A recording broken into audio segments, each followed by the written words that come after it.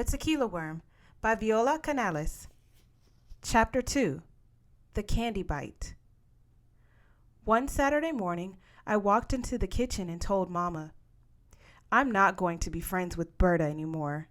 She's mean and selfish.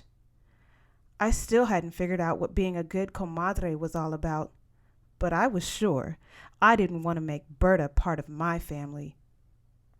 But Berta's your cousin, your best friend, Mama said as she stopped sweeping and turned to look at me. You've played together since you were babies. She might still be my cousin, but she's not my best friend anymore. I went into the living room and started watching cartoons. There was a knock on the front door. I glanced out the window and saw Berta's hazel eyes and the red bow in her curly brown hair. I raced into the kitchen. It's Berta. Tell her I'm not here. You go tell her. What? I'm supposed to lie for you now? Oh, please. I'll sweep the rest of the kitchen for you. I'll consider it if you tell me why all of a sudden you've stopped liking Berta. Berta knocked louder. Sophia! Sophia, are you home? Berta always takes a huge bite of my candy bars.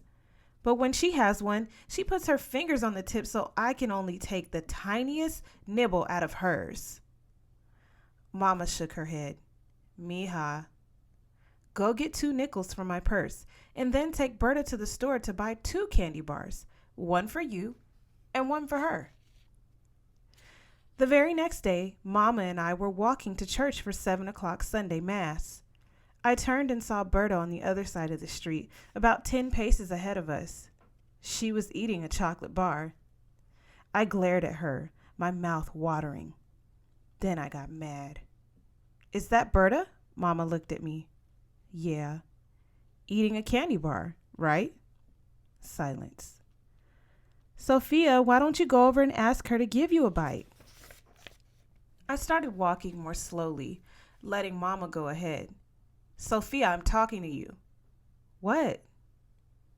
Go over and ask Berta for a bite of her chocolate. I don't want any.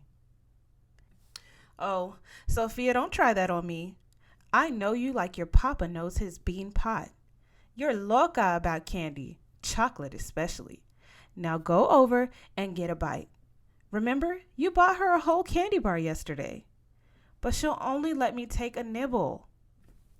Well, if she puts her fingers at the tip again, you have my permission to go ahead and bite them.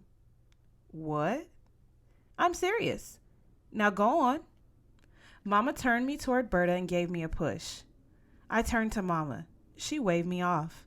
I slowly crossed the street and turned to Mama again, still serious.